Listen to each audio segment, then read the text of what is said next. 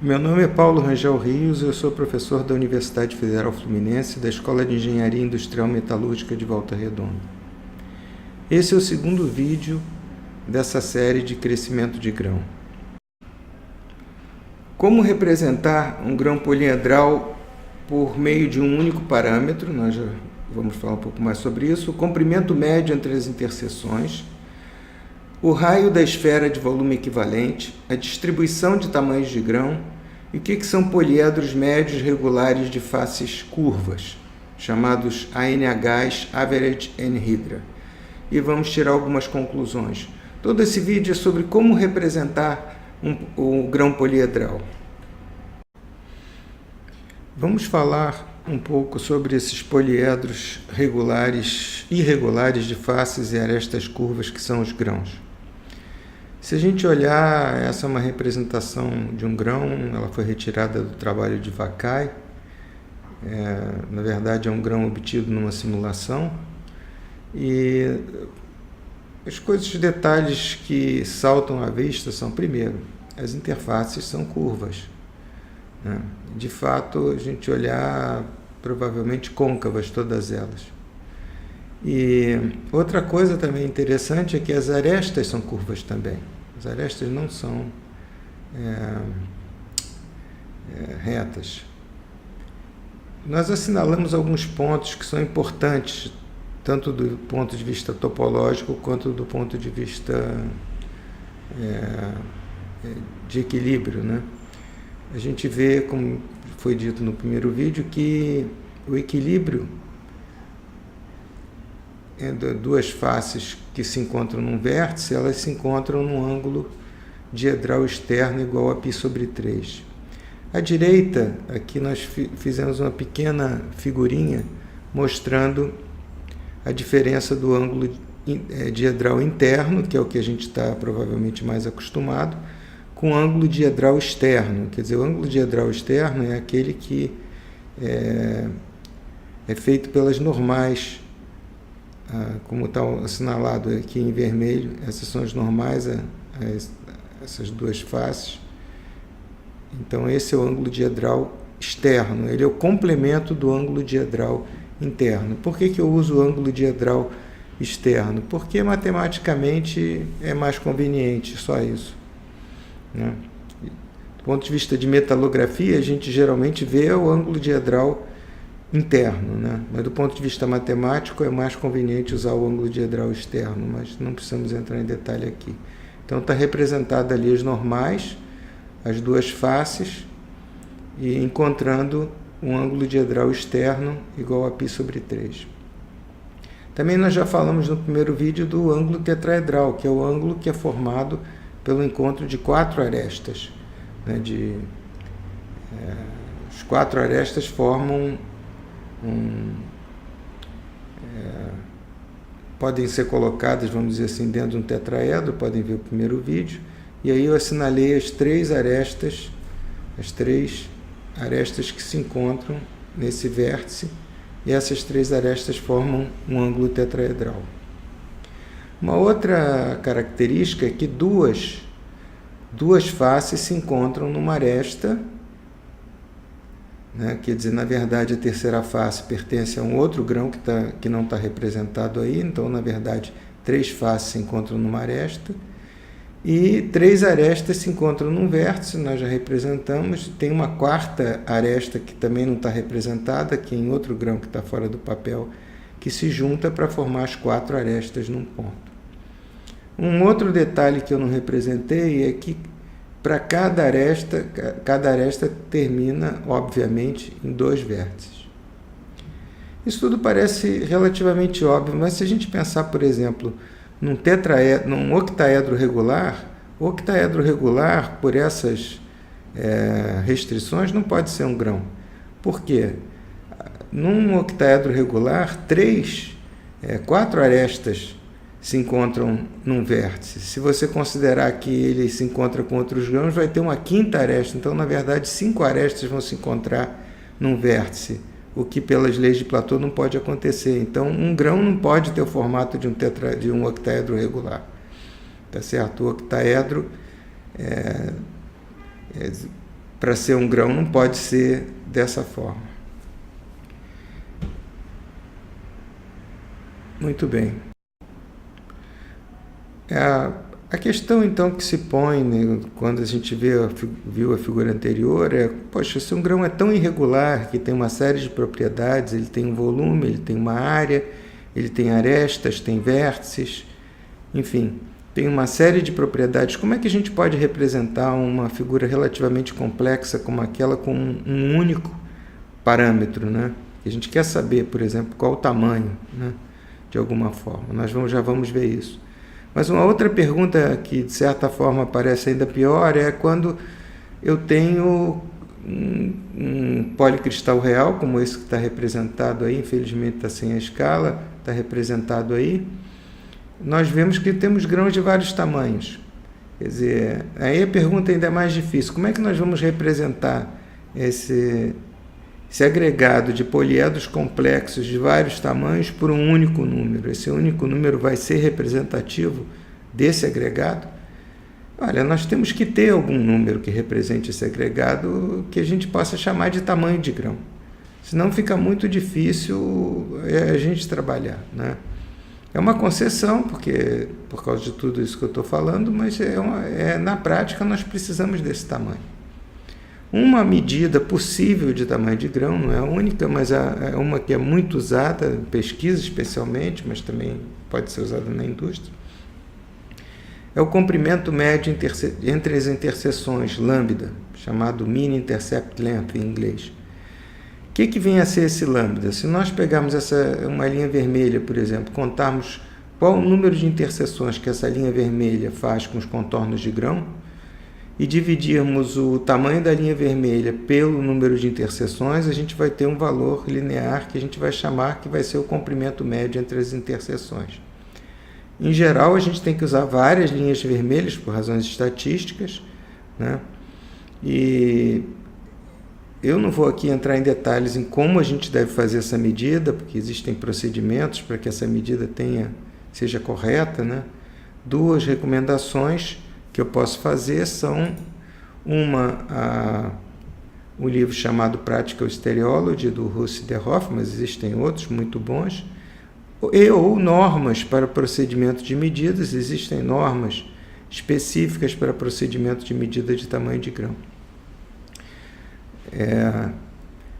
Do ponto de vista estereológico, nós temos uma fórmula bastante útil que relaciona o tamanho de grão, ou o comprimento médio de interseções, que eu estou chamando de tamanho de grão, com a área por unidade de volume. Essa faz bastante sentido, porque a gente sabe que a energia livre contida no policristal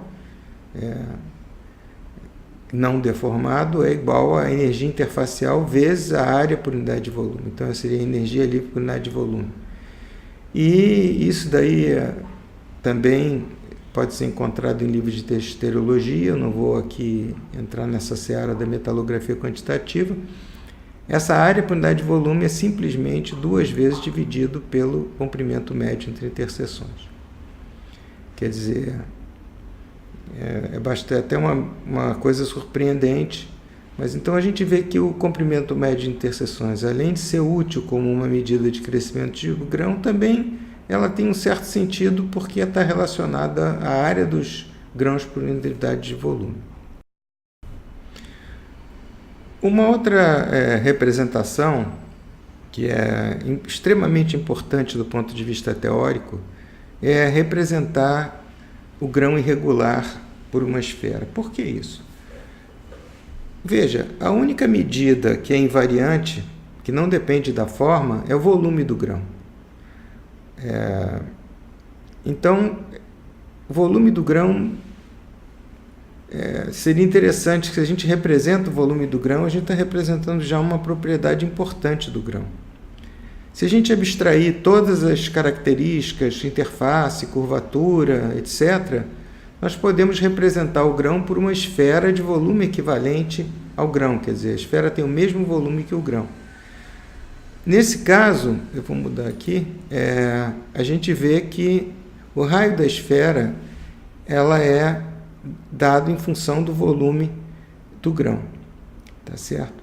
Esse raio é chamado raio do grão. E esse raio tem uma importância muito grande do ponto de muitas teorias, nós vamos ver talvez em outros vídeos, utilizam essa ideia. Veja que a vantagem do volume equivalente é que, por exemplo, um grão com 12 lados, ele tem um determinado volume. Um outro grão de 12 lados pode ter um volume um pouquinho diferente. Então, quando a gente representa o volume do grão, a gente tem um raio específico que é igual àquele volume, mesmo que o número de lados seja o mesmo, e o volume pode ser um pouquinho diferente. Nós vamos ver depois por que eu estou falando isso. Então, essa representação é extremamente importante. Bem, essa também à esquerda é uma representação dos grãos, também uma simulação feita também pelo Vakai, de onde eu tirei, acho esse trabalho muito importante, que ele usou o Surface Evolver. E à direita nós temos a distribuição de tamanhos de grão. Nesse caso está escrita de uma maneira um pouco, não, em vez da frequência, ele usou nesse caso a fração volumétrica dos grãos, né, de raio R dentro de um determinado intervalo, dividido pelo raio médio. Então vocês estão vendo que é uma aplicação do raio equivalente. Ele pegou cada grão da simulação, à esquerda está a simulação, então ele tem a possibilidade de pegar cada grão da simulação, calcular o volume de cada grão, calcular o raio equivalente, o raio da esfera, que tem o mesmo volume de cada grão, e plotar isso como uma distribuição. Então, uma distribuição de tamanho de grãos. A gente vê que, por exemplo, o pico dela, ela não é muito larga, vamos dizer assim. O maior grão tem quase mais ou menos 2 vezes, talvez um pouquinho mais do que o grão médio. E o menor grão, nós temos grãos pequenos ali, mas a maior parte, metade, quer dizer, a maior parte dos grãos está entre metade tem o raio, metade do raio médio, o dobro do raio médio. É a maior parte da distribuição. Nós vamos voltar depois à distribuição de tamanho de grão, uma propriedade muito importante, objeto de uma série de estudos, mas por enquanto vamos ficar com o que a gente falou no slide anterior. Bom, aqui nós vamos a uma representação bem mais complicada dos grãos, acho que tem grandes vantagens também, que é a representação dos grãos, um grão que tem N faces, por poliedros regulares médios de faces curvas. É um nome comprido, eu sei, mas é um nome que é uma tentativa de tradução do inglês, que em inglês é Average N Hydra, mas é difícil traduzir isso para o português, e também chamado de ANH. Esses ANHs, esses poliedros especiais, que nós já vamos falar um pouco mais, foram idealizados por Martin Glicksman, que publicou um trabalho na Philosophical Magazine em 2005. Tem um outro trabalho que eu escrevi junto com ele, um pouco mais fácil de entender, na Materials Research em 2006, que pode ser consultado. Um trabalho mais introdutório ao trabalho de 2005 que ele fez. Então,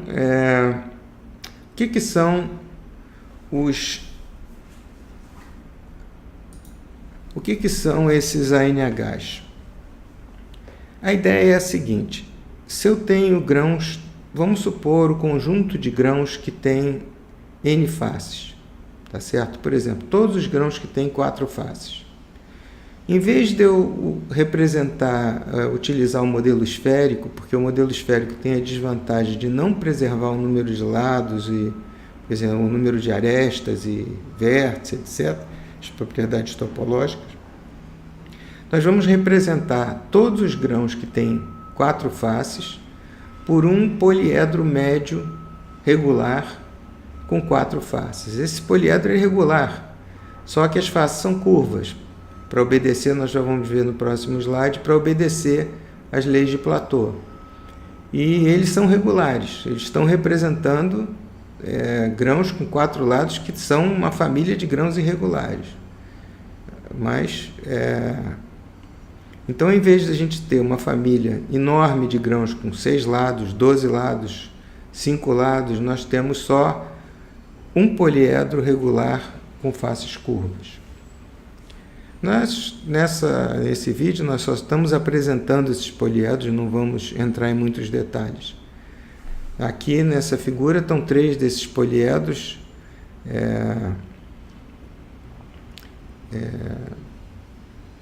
3 figuras feitas desses poliedros, né? Aqui é um exemplo da geometria dos poliedros. Aqui para o poliedro de 4 lados. A gente vê que a normal no centro da face, 90 graus, e a normal no centro da outra face, formam um ângulo de 109,5, isso por razões geométricas do tetraedro, né? Tem que ser. Agora, a particularidade desse poliedro é que as faces são curvas, então a normal, a face, ela não tem uma direção constante. À medida que eu vou andando ao longo dessa linha, seguindo essa direção, dessa linha vermelha, a normal ela gira, ela não tem mais a mesma orientação. E quando eu faço isso com essa mesma normal aqui embaixo, o que acontece? As duas normais se encontram na aresta. Não dá para ver, a gente vê na figura que a aresta ela é curva também, né? Nessa aresta particular parece que ela é reta, mas ela não é.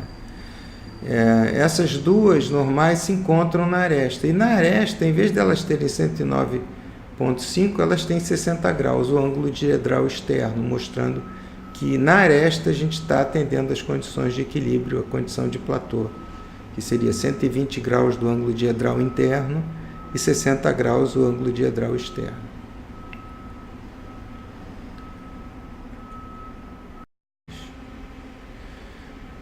Bem, nesse caso, a gente tem o volume dos poliedros regulares médios de faces curvas. A gente colocou V de N, é o volume de um grão de N faces, por exemplo, 10 faces. E nós colocamos a média, por quê? Porque os grãos de 10 faces, não necessariamente todos têm o mesmo volume. Um grão de 10 faces pode ter um volume, outro pode ter outro. Provavelmente os volumes não vão ser muito diferentes, mas não necessariamente vão ser idênticos. Então, para calcular o volume de um poliedro médio, como a gente está querendo representar, a gente tem que ter a média dos volumes de todos os grãos que têm N faces, por exemplo, 10 faces. Tendo essa média, nós podemos escrever esse volume em termos do termo adimensional, que é o V de N, depende apenas do número de faces, e um termo que é dimensional, que é a distância vértice-vértice, que está indicada aqui na figura. Tá certo? Nós temos que... Na verdade, a gente está mostrando uma certa desvantagem desse modelo. Quer dizer, o modelo do grão esférico, você não precisa saber quantos lados um grão tem. Basta você saber o volume do grão, né? Quantas faces o grão tem. Basta saber o volume do grão que a gente pode calcular o raio. No caso dos ANHs, nós precisamos saber quantas faces o grão tem. E precisamos saber qual é o volume médio de todos os grãos que tem aquele número de faces. E representar pelo V de N lambda 3.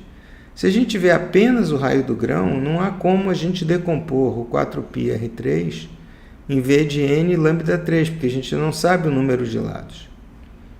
Tá certo? Então, esses poliedros médios, eles preservam a topologia, quer dizer, preservam o número de arestas, vértices e uma série de propriedades que são perdidas quando a gente adota o modelo esférico, mas a gente tem que levar em conta que também tem algumas limitações como essa, que eu acabei de mostrar, de ter que usar uma média do volume. Na prática, eu acredito que isso não vai fazer muita diferença, porque em geral a gente está tratando de grãos equiaxiais, então as coisas não se comportam muito mal. Se os grãos fossem alongados, fossem na forma de prisma, aí realmente esse modelo não vai se aplicar. Os ANHs não vão ser boas aproximações para um grão prismático, por exemplo, né? Mas para grãos ecoaxiais, microestruturas que são relativamente bem comportadas, como a gente muitas vezes observa, os ANHs são uma boa aproximação. Podemos tirar algumas conclusões. Então, o comprimento médio entre as interseções, o mean intercept length, é uma medida usada com frequência para determinar um parâmetro médio que represente o tamanho de grão de um policristal. Eu acredito que seja universalmente usado pela facilidade de medida e facilidade de interpretação. Uma representação muito utilizada que nós vimos, e nós vamos ainda voltar a essa em outros vídeos, é o raio do grão. Quer dizer, o raio do grão é essencialmente o raio de uma esfera que tem o mesmo volume do grão que ela representa. Veja que para essa aproximação não interessa saber nem qual é o número de faces do grão, basta saber o volume do grão que a gente determina o raio do grão, chamado raio do grão. Então, por exemplo, para grãos que têm 10 faces, se eles tiverem volumes diferentes, cada um vai ter um raio de grão diferente. E frequentemente nós vamos encontrar em muitos trabalhos a distribuição dos tamanhos de grão escrita em termos do raio do grão. Porque, especialmente em simulação computacional, onde a gente tem acesso aos grãos individuais, mas também quando a gente obtém essa distribuição por reconstrução 3D, que a gente não está falando aqui. Uma outra representação que nós vimos envolve os poliedros regulares médios de faces curvas introduzido pelo Glicksman. Em inglês, a ANH Veredgen Hydra.